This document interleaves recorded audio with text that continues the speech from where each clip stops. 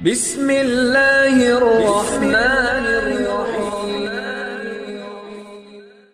مفتی شعیب اللہ خان صاحب کے بیانات کے لیے مفتی صاحب کے آفیشیل چینل کو سبسکرائب کریں اور زیادہ سے زیادہ شیئر کریں۔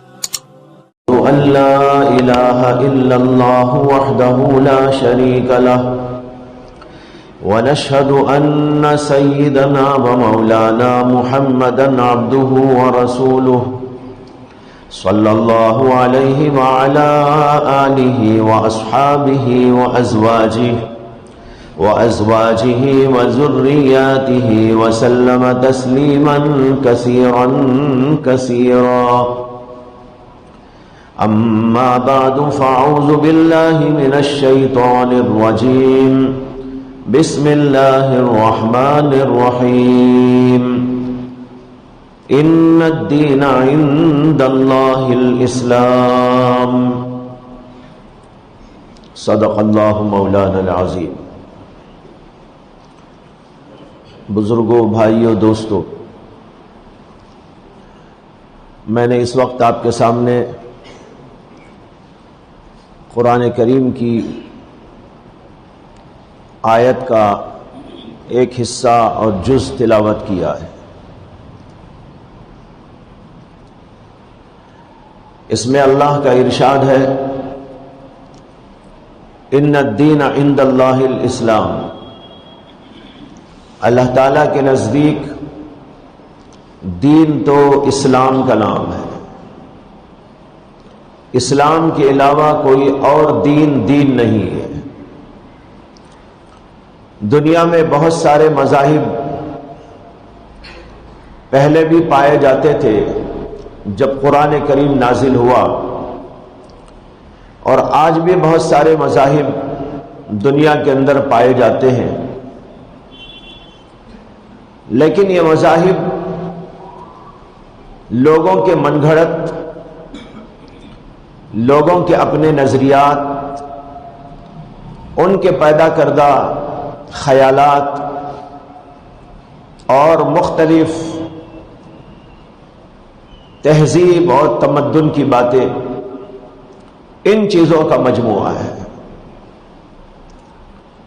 اور دین جو آیا، جس کو ہم اسلام کہتے ہیں، اللہ نے اس کو آسمانوں سے پیغمبروں کے ذریعے سے نازل فرمایا۔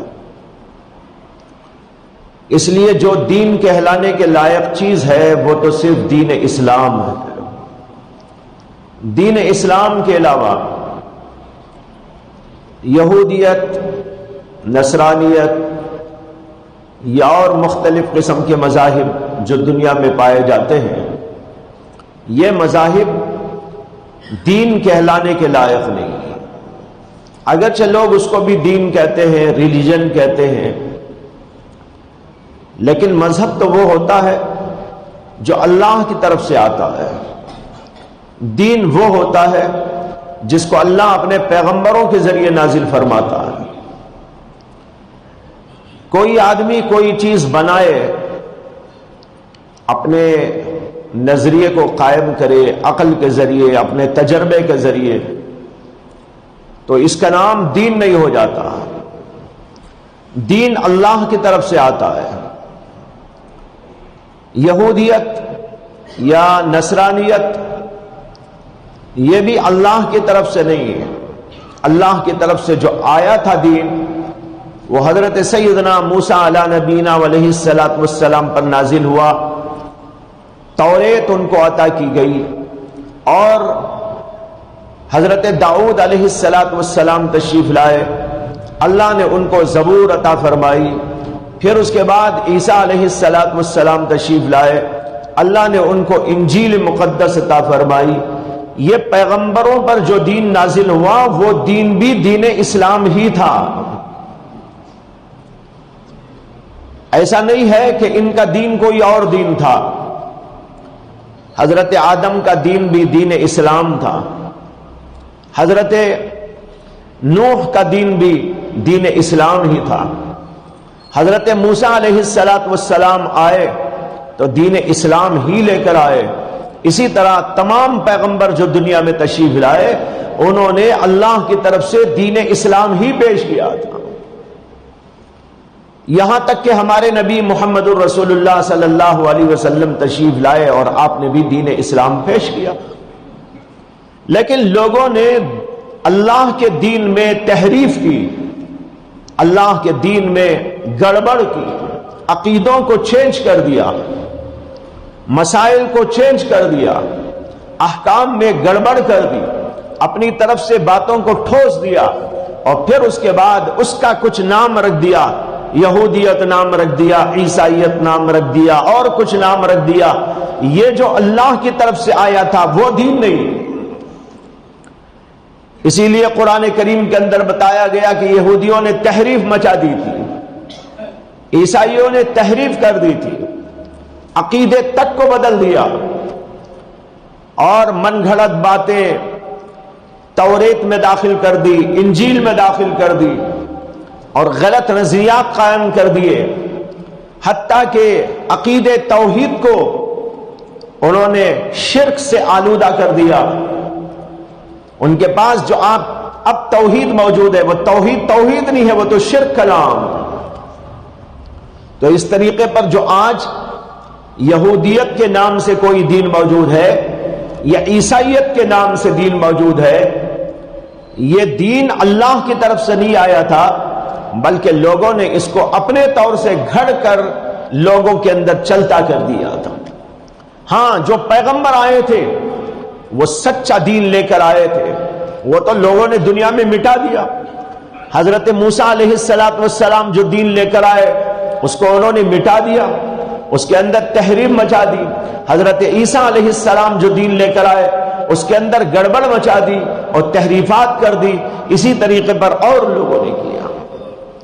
اس لیے اللہ نے یہاں پر اعلان کیا، ان الدین عند اللہ الاسلام، بلا شبہ اللہ تعالیٰ کے نزدیک دین تو اسلام کا نام۔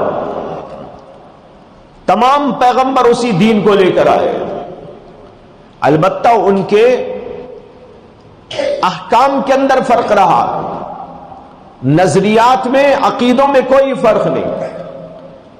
توحید کا عقیدہ تمام پیغمبر ایک ہی بات کہتے رہے، اللہ کے وجود کا مسئلہ تمام پیغمبر اس بات کو بتاتے رہے، اور اللہ کے نبیوں اور رسولوں کا مسئلہ وہ تمام پیغمبر بتاتے رہے، اللہ کی کتابوں پر یقین کا مسئلہ وہ تمام پیغمبروں نے تلقین فرمائی، اسی طریقے پر آخرت پر یقین یہ تمام پیغمبروں نے بتایا۔ ایک ہے دین اور ایک ہے شریعت، دونوں میں تھوڑا فرق ہے، اس کو ذہن میں رکھنا چاہیے۔ دین سے مراد ہے عقائد، اور شریعت سے مراد احکامات، نماز کا حکم، روزے کا حکم، زکوٰۃ کا حکم، پردے کا حکم، اور بہت ساری چیزوں سے منع، شراب نہ پیو اور جھوٹ نہ بولو وغیرہ وغیرہ جو احکامات ہیں، ان احکامات کے مجموعے کو شریعت کہا جاتا ہے، اور دین جس کا نام ہے وہ عقیدوں کا۔ تمام پیغمبر ایک ہی عقیدہ لے کر دنیا میں آئے، بعد میں لوگوں نے گڑبڑ کر دی۔ حضرت سیدنا آدم علیہ السلام جو عقیدے لے کر آئے، حضرت نوح نے وہی عقیدے پیش کیے، حضرت موسیٰ نے وہی عقیدے پیش کیے، حضرت داؤد نے وہی عقیدے پیش کیے، اور حضرت سلیمان نے وہی عقیدے پیش کیے، حضرت ابراہیم نے وہی عقیدہ پیش کیا، حضرت اسماعیل نے وہی عقیدہ پیش کیا، یہاں تک کہ حضرت موسیٰ نے اور حضرت عیسیٰ نے، اور آخر میں جناب محمد الرسول اللہ صلی اللہ علیہ وسلم نے، تمام پیغمبروں نے ایک ہی عقیدہ پیش کیا ہے۔ انہی عقیدوں کا نام ہے دین۔ اس لیے ہر نبی کا دین ایک ہی تھا، اس میں کوئی چینجز نہیں۔ اس لیے اللہ کہتے ہیں ان الدین عند اللہ الاسلام، اللہ کے نزدیک ایک ہی دین ہے، وہ دین ہے اسلام۔ وہی دین حضرت آدم سے چلا تھا اور جناب محمد الرسول اللہ صلی اللہ علیہ وسلم تک وہی آیا، اور آج بھی اسی دین کے اوپر ہم سب لوگوں کو چلنا ہے۔ ہاں، شریعتوں میں اختلاف رہا۔ حضرت آدم علیہ السلام کی شریعت کے اندر کچھ احکامات تھے، کچھ احکامات نہیں تھے۔ اسی طرح حلال و حرام کے مسائل میں ان کے ہاں کچھ چیزیں جائز تھی تو ہمارے ہاں کچھ چیزیں ناجائز ہو گئی، ان کے ہاں کچھ چیزیں جو ہے جائز تھی ہمارے ہاں اس کو ناجائز کر دیا گیا۔ حضرت آدم علیہ السلام کی شریعت کے اندر حکم یہ تھا کہ جو بچے پیدا ہوتے ہیں ماں باپ کی اولاد، اگر ایک ہی بطن سے لڑکا اور لڑکی پیدا ہوئے، لڑکا اور لڑکی ایک ہی بطن سے ایک ہی وقت میں پیدا ہوئے، تو ان کا آپس کے اندر نکاح نہیں ہو سکتا۔ لیکن اگر انہی ماں باپ کو جو ہے بچے پیدا ہوئے، ماں کے بطن سے پہلے ایک بچہ پیدا ہوا، اس کے بعد پھر 1 سال کے بعد 2 سال کے بعد ایک لڑکی پیدا ہو گئی، تو آدم علیہ السلام کی شریعت کے اندر یہ بات جائز تھی کہ ان دونوں کا نکاح ہو سکتا ہے۔ حالانکہ وہ تو بھائی بھائی ہے، بھائی بہن ہے، سگے بھائی بہن ہے، لیکن ان سگے بھائی بہنوں کے اندر بھی نکاح ہو سکتا تھا۔ تو اگر ایک ہی پیٹ سے پیدا ہوئے لڑکا لڑکی تو ان کے اندر نکاح حرام، لیکن اگر پہلے زچگی ہوئی، لڑکا پیدا ہوا، اس کے بعد پھر زچگی ہوئی اور اس میں لڑکی پیدا ہوئی، یا پہلی زچگی کے اندر لڑکی پیدا ہو گئی اور بعد میں لڑکا پیدا ہوا، تو ان دونوں کا نکاح جائز تھا۔ یہ جو قرآن کریم کے اندر ایک واقعہ پیش کیا ہے اللہ نے، وَاتْلُ عَلَيْهِمْ نَبَأَ ابْنَيْ آدَمَ إِذْ قَرَّبَا قُرْبَانًا فَتُقُبِّلَ مِنْ أَحَدِهِمَا وَلَمْ يُتَقَبَّلْ مِنَ الْآخَرِ۔ یہ اسی مسئلے سے متعلق ایک واقعہ پیش آیا تھا۔ حضرت آدم علیہ السلام کے ہاں حضرت حوا کو اولاد ہوئی، پہلے بطن سے ایک لڑکا پیدا ہوا اور اسی کے ساتھ ایک لڑکی بھی پیدا ہوئی، لڑکا لڑکی جڑواں پیدا ہوئے، اور پھر اس کے بعد زچگی ہوئی تو اس کے اندر بھی ایک لڑکا ایک لڑکی پیدا ہوئی۔ ان میں سے ایک لڑکے کا نام حابیل رکھا گیا اور دوسرے لڑکے کا نام قابیل رکھا گیا۔ جب یہ بچے بڑے ہوئے، شادی لائق ہوئے، تو اللہ تعالیٰ کا حکم آیا کہ حابیل کی شادی اس لڑکی سے کرو جو قابیل کے ساتھ میں پیدا ہوئی ہے، اور قابیل کی شادی اس لڑکی سے کرو جو حابیل کے ساتھ میں پیدا ہوئی ہے۔ انہی دو کا رشتہ تو نہیں ہو سکتا، حابیل کے ساتھ جو لڑکی پیدا ہوئی اس کا نکاح اس سے نہیں ہو سکتا، قابیل کے ساتھ جو لڑکی پیدا ہوئی قابیل کا نکاح اس کے ساتھ میں نہیں ہو سکتا۔ لیکن پہلے بطن سے پیدا ہونے والے لڑکے کا دوسرے بطن سے پیدا ہونے والی لڑکی کے ساتھ، اور دوسرے بطن سے پیدا ہونے والے لڑکے کا پہلے بطن سے پیدا ہونے والی لڑکی کے ساتھ نکاح جائز ہے۔ حضرت سیدنا آدم علیہ السلام نے اپنے دونوں لڑکوں کو بلا کر کہا کہ بھئی اللہ کی شریعت تمہارے لیے یہ ہے کہ تمہارا نکاح اس لڑکی سے ہوگا، تمہارا نکاح اس لڑکی سے ہوگا۔ جو حابیل تھا وہ آدمی نیک آدمی تھا، اس نے قبول کر لیا، اس نے کہا ٹھیک ہے اللہ کی جو شریعت ہے اس کے اوپر میں عمل کرتا ہوں، میں اس لڑکی سے شادی کر لوں گا جو میرے بھائی قابیل کے ساتھ میں پیدا ہوئی۔ لیکن جو قابیل تھا بڑا ناقابل تھا، نام تو اس کا قابل تھا لیکن بڑا ناقابل تھا۔ اس نے کہا کہ نہیں، میں تو اسی لڑکی سے شادی کروں گا جو میرے ساتھ میں پیدا ہوئی ہے، حالانکہ وہ حرام تھا، ناجائز تھا، لیکن اس نے اڑ کر کہا کہ میں اس لڑکی سے نہیں اسی لڑکی سے شادی کروں۔ حضرت آدم علیہ السلام سمجھاتے رہے، بتاتے رہے، بولتے رہے، شریعت کا حکم سمجھاتے رہے، اللہ کی بات بتاتے رہے، لیکن بہرحال اسے ایک جنون چڑھ گیا۔ اس نے کہا کہ میں اسی لڑکی سے شادی کروں گا، اس لڑکی سے نہیں کروں گا۔ دونوں بھائیوں کے اندر تکرار پیدا ہو گئی۔ قابیل حابیل سے اس سلسلے میں جنگ کرتا تھا، لڑائی کرتا تھا، ان کو تنگ کرتا تھا. تو ایک بار ایسا ہوا کہ جو حابیل تھا اس نے اپنے بھائی قابیل سے کہا کہ بھائی تم جو کہتے ہو وہ صحیح ہے یا جو میں کروں گا وہ صحیح ہے، اس کو دیکھنے کے لیے ہم دونوں کے دونوں اللہ کے دربار میں قربانی کریں گے. جس کی قربانی قبول ہو جائے وہ اپنے نظریے کے مطابق کام کرے. دونوں تیار ہو گئے قربانی کرنے کے لیے. اس زمانے میں قربانی کا حکم یوں تھا، قربانی کا طریقہ یوں تھا کہ جس جانور کو قربان کرتے تھے ایک قربان گاہ پر لا کے اس کو رکھا جاتا تھا. ہر جگہ قربانی نہیں ہو سکتی تھی، اس کے مخصوص مقامات تھے، اس کو قربان گاہ کہا جاتا تھا. اس قربان گاہ میں لا کر اس جانور کو رکھ کر وہاں سے ہٹ کے کھڑے ہو جاتے تھے، اور اگر اللہ کو وہ قربانی منظور ہوتی، مقبول ہوتی، تو آگ آتی اور آگ اس جانور کو جلا کے چلی جاتی. جانور کو آگ کا جلانا اس بات کی علامت ہوا کرتا تھا کہ اللہ کو وہ قربانی منظور ہو گئی. اور اگر آگ آئی ہی نہیں اور جانور وہیں کھڑا رہا، پڑا رہا، یہ اس بات کی علامت ہوا کرتی تھی کہ اللہ کو اس کی قربانی مقبول نہیں ہوئی.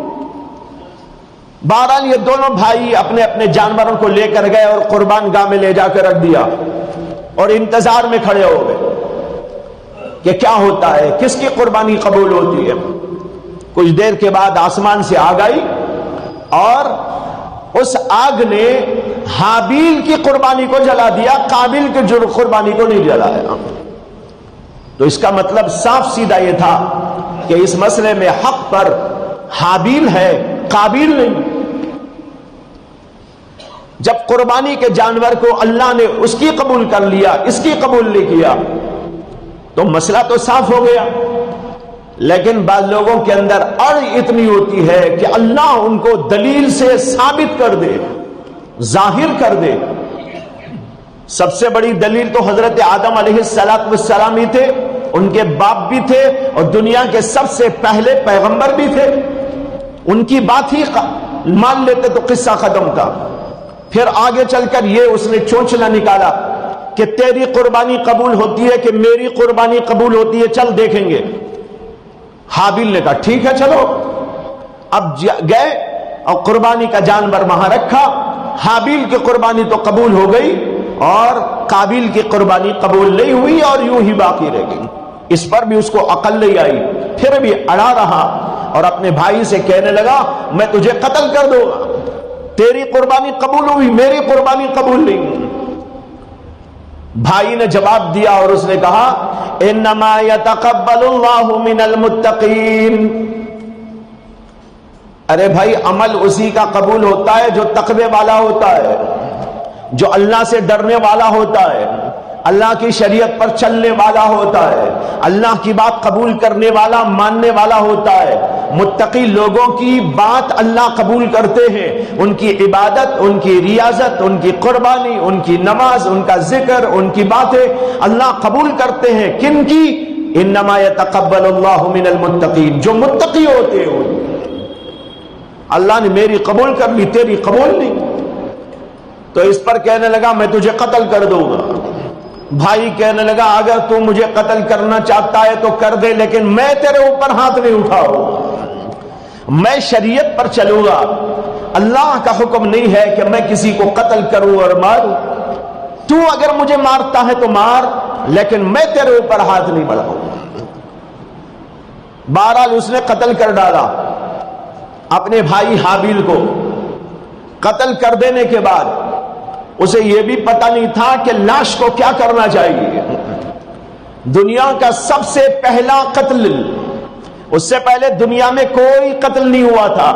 اسی لیے آتا ہے حدیث کے اندر کہ نبی اکرم صلی اللہ علیہ وسلم نے فرمایا کہ جو آدمی اچھا طریقہ جاری کرتا ہے تو اس اچھے طریقے پر چلنے والے جب چلتے ہیں تو اس نیک طریقے کو جاری کرنے والے کو بھی ان لوگوں کا سب ثواب ملتا ہے. اور جو آدمی کوئی برا طریقہ جاری کرتا ہے تو برے طریقے پر عمل کرنے والے جو بھی پیدا ہوں گے اور کرتے رہیں گے ان کا گناہ اس آدمی پر ہوتا ہے جو آدمی پہلی دفعہ کوئی بری بات جاری کرتا ہے.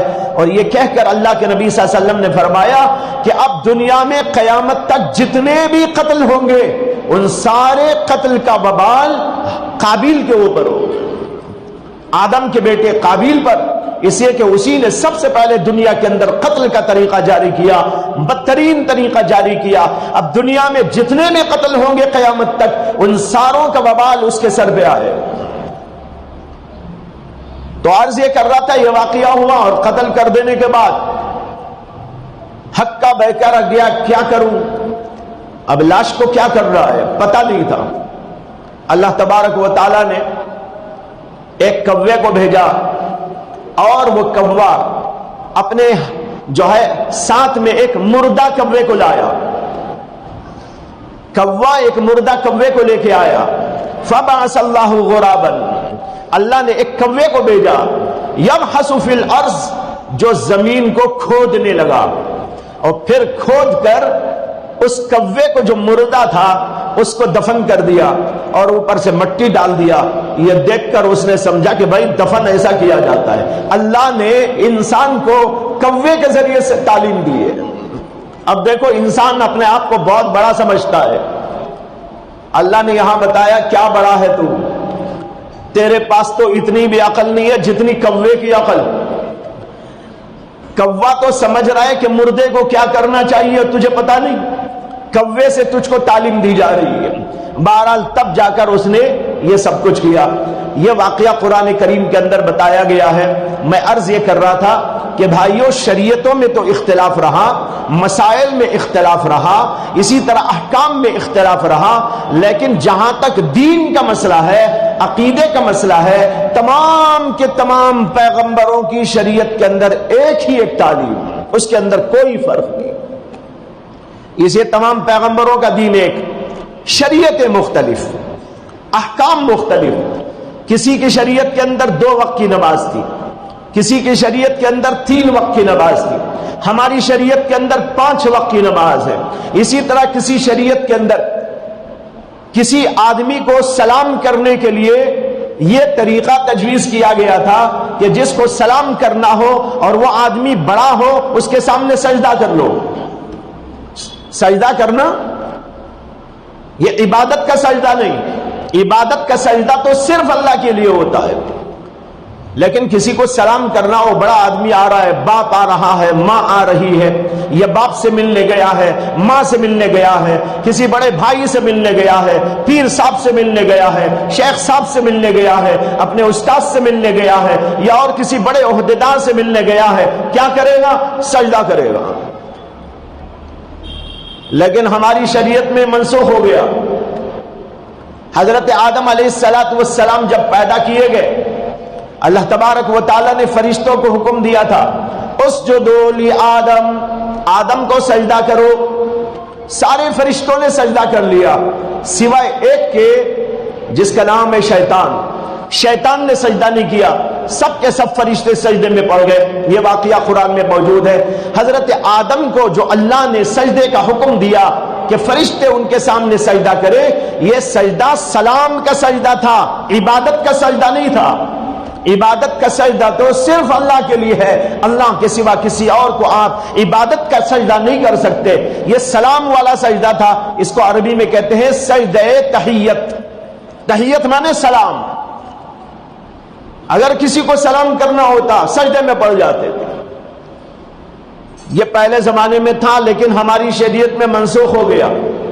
ایک حدیث میں آتا ہے کہ ایک صحابی ایک علاقے میں گئے، اس علاقے میں وہی پرانے زمانے کا رواج تھا. غیر لوگوں میں جو آدمی بڑا ہوتا اس کے سامنے لوگ سجدہ کرتے، حاکم کو سجدہ کرتے، رئیسوں کو سجدہ کرتے، بیوی اپنے شوہر کو سجدہ کرتی، بچے اپنے باپ کو سجدہ کرتے. یہ طریقہ تھا وہاں. وہ صحابی وہاں گئے اور لوگوں کے درمیان یہ طریقہ دیکھا تو ان کے دل کو بڑا اچھا لگا کہ بھئی یہ بڑے لوگوں کی تعظیم کا بڑا اچھا طریقہ ہے. بڑا آدمی سامنے ہو ہم اس کے سامنے سجدہ ریز ہو جائے، اسے کہ بڑوں کا ادب، بڑوں کی تعظیم، بڑوں کو بڑا سمجھنا، بڑوں کے ساتھ بڑوں جیسا سلوک کرنا، یہ تو ہر شریعت کے اندر مشروع رکھا گیا۔ بڑوں کو بڑا سمجھو، بڑوں کے ساتھ بڑے جیسا سلوک کرو، اور ہماری شریعت کے اندر بھی کہا گیا کہ بڑوں کا ادب، بڑوں کا لحاظ، بڑوں کی توقیر، بڑوں کی تعظیم کرو، چھوٹوں کے ساتھ شفقت کرو، مہربانی کرو۔ ایک حدیث میں اللہ کے نبی علیہ السلام فرماتے ہیں من لم یؤقر کبیرنا ولم یرحم صغیرنا فلیس منا، جو آدمی ہمارے میں سے بڑے لوگوں کی تعظیم نہیں کرتا، ان کی توقیر نہیں کرتا، اور جو آدمی ہمارے لوگوں میں سے چھوٹے لوگوں کی یعنی بچوں کی، نابالغ لڑکوں کی، لڑکیوں کی، ان لوگوں کے ساتھ رحمت اور شفقت کا معاملہ نہیں کرتا، فلیس منا، وہ ہمارے طریقے پر نہیں ہے۔ ہمارا طریقہ تو یہ ہے کہ ہم بڑوں کی تعظیم کرتے ہیں، چھوٹوں پر شفقت کا ہاتھ پھیرتے ہیں۔ تو بہرحال وہ صحابی وہاں پر گئے تو ان کو یہ اچھا لگا کہ بھائی بڑوں کی تعظیم کرنے کے لیے سجدہ کر لے۔ وہ واپس آئے، نبی اکرم صلی اللہ علیہ وسلم کی خدمت اقدس میں ملاقات کی اور اپنے سفر کا تذکرہ کیا کہ میں فلاں علاقے میں گیا تھا اور وہاں کی یہ باتیں میں نے دیکھی، اور اسی کے ساتھ میں نے یہ بھی دیکھا کہ وہاں لوگ اپنے بڑوں کو سجدہ کرتے ہیں تعظیم کا۔ یا رسول اللہ، مجھے یہ بات بہت اچھی لگی، بہت پیاری لگی کہ اپنے بڑوں کے اکرام میں، بڑوں کی تعظیم میں ان کے سامنے ہم سجدہ کر لیا کریں۔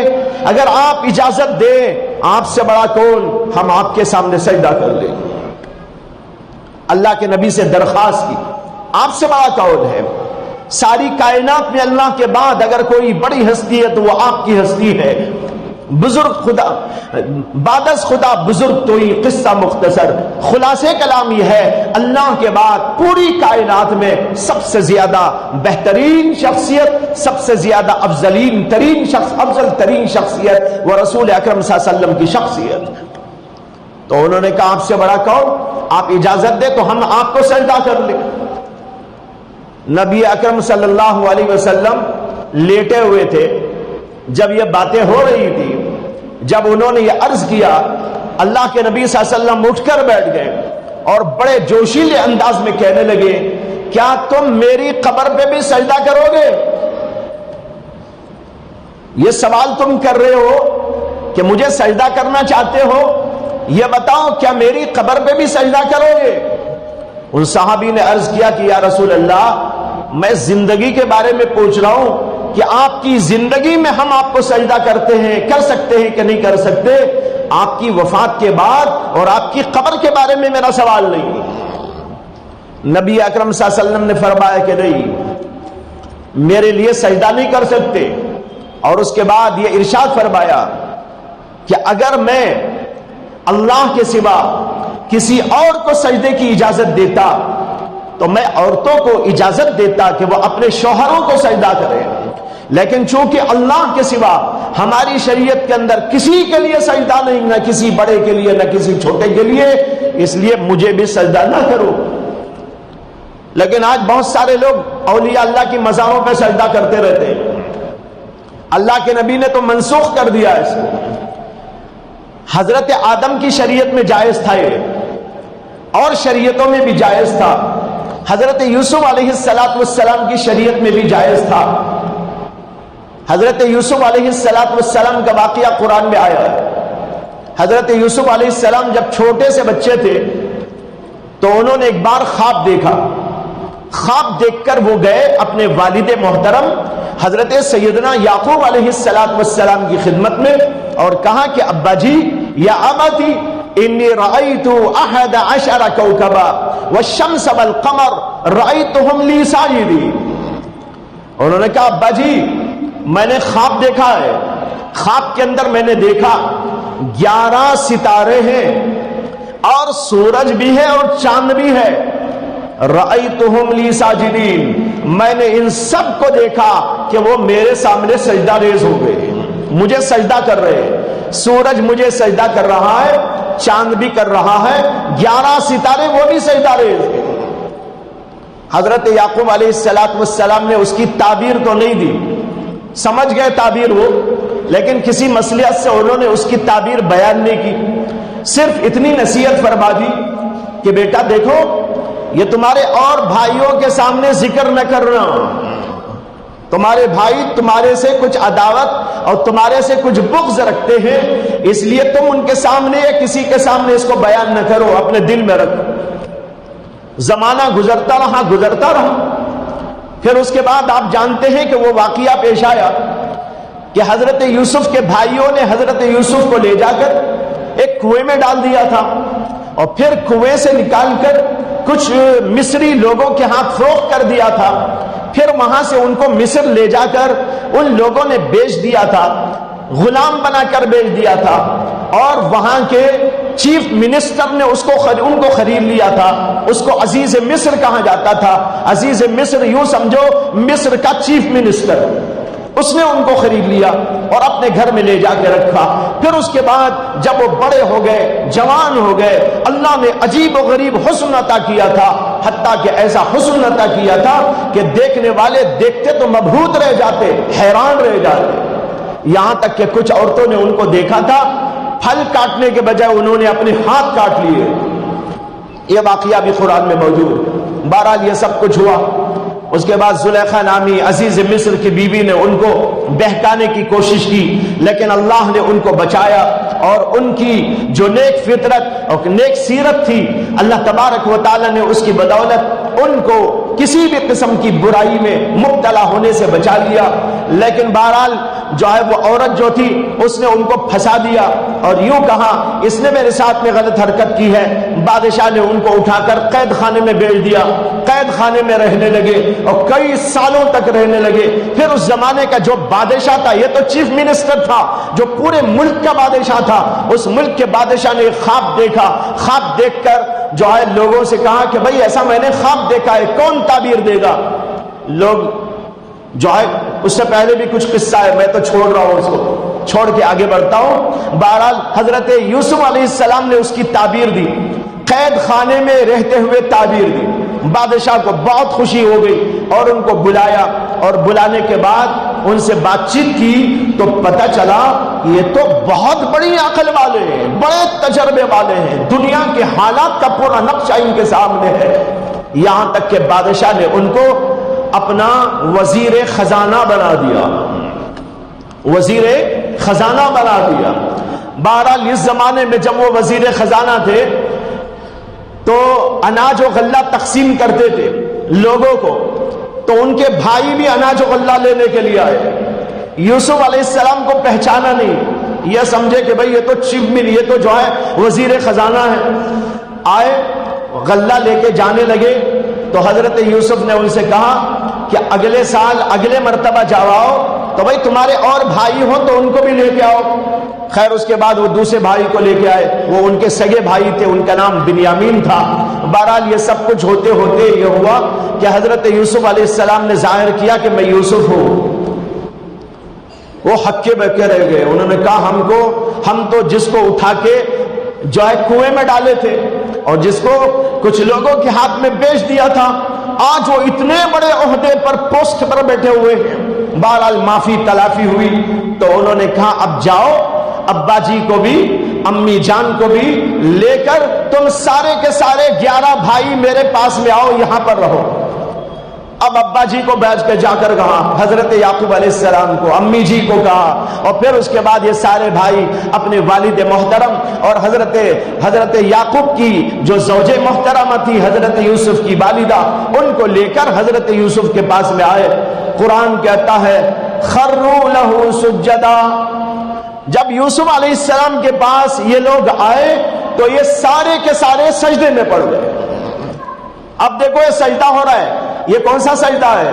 یہ سجدہ ہے تحیت کا، سلام کا ایسے ہی رواج تھا جس کو بڑا سمجھا جاتا تھا۔ حضرت یوسف تو بہت بڑے عہدے پر فائز تھے، حضرت یعقوب بھی ان کے سامنے سجدے میں پڑ گئے، اما جی بھی سجدے میں پڑ گئی، اور یہ 11 ستارے یہ یعنی بھائی وہ بھی سجدے میں پڑ گئے۔ حضرت یوسف علیہ السلام نے فرمایا ابا جی ھذا تعبیر رؤیا، یہ میرے خواب کی تعبیر ہے۔